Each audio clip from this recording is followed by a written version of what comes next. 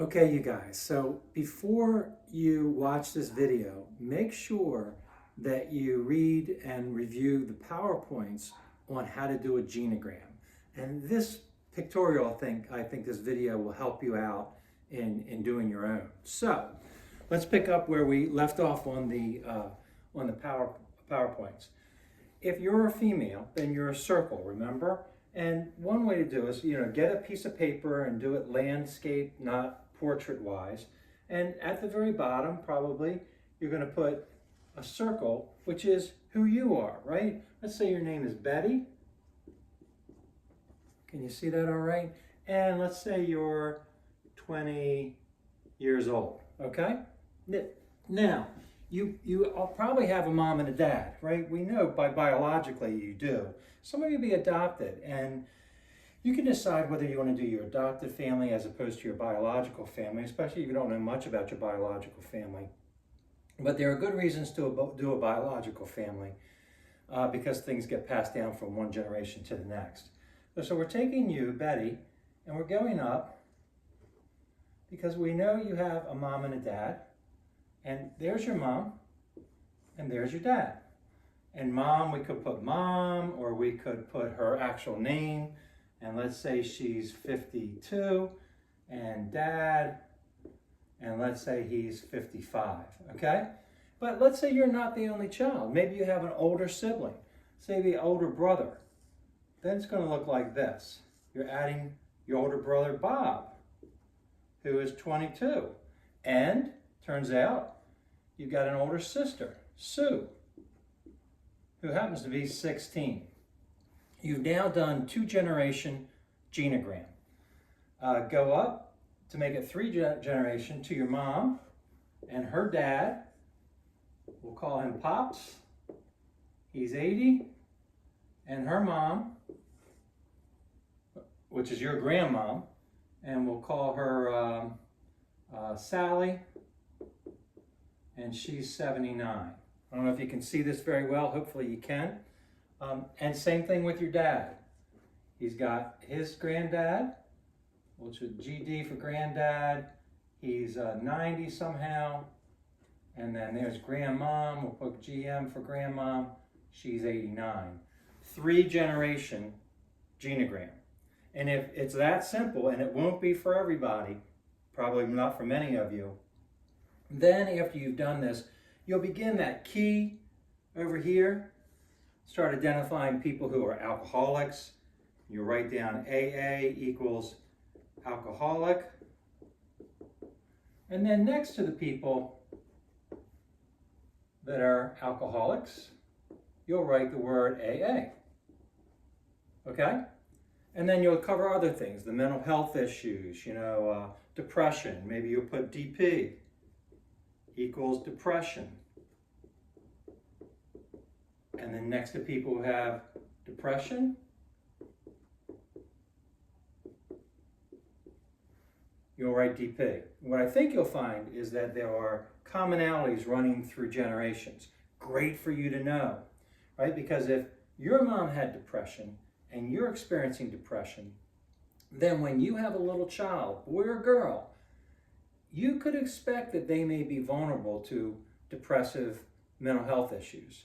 And if you know this is running in your family, then you can be better prepared when they start showing up in moods that are confusing to you, that maybe they're fighting depression and you can get them the help that they want.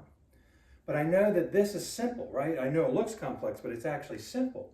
Things happen in life and families are dysfunctional. It's not a question of whether your family's dysfunctional, it's how it's dysfunctional.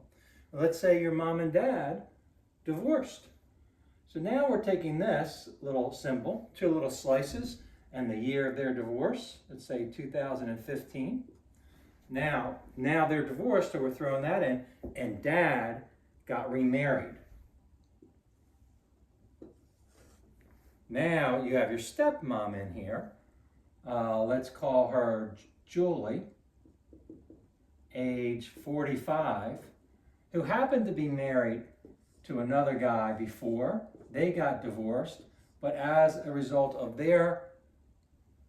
her previous relationship, We may not know this guy's name. We could do that if we wanted to, although we could certainly ask Julie, right, in an interview. But maybe they had children, a little girl and a little boy. And we would put their names, Sue, who was 16, and Bill, who was 14. Now we've got Dad, divorced from Mom, remarried to Julie, who was married to who knows who, and their 2 children, right? Which is going to suggest and tell us that you have a step family perhaps going on. Pops is dead. He died of a heart issue, and maybe so I have a little heart there. I could use a red magic marker on my genogram. You can do that as well. And then you make sure you put that heart issue, heart equals heart ailment, or something like that, okay? It gets even more complicated for some of you. For some of you, maybe Mom had a previous relationship. Maybe she was married. Let's just say she had a previous relationship that ended up with a child. And so that previous relationship is going to look like a dot, right? Because we know dots are non-married, to this guy and that child is put down there, okay? Bruce. And he is 28. And we don't know this guy's name, or we put a name in there that we do know. Charlie. And his age, right? And we'll put that in. And, you know, it gets very complicated, as you will see. That's the beginning of your genogram.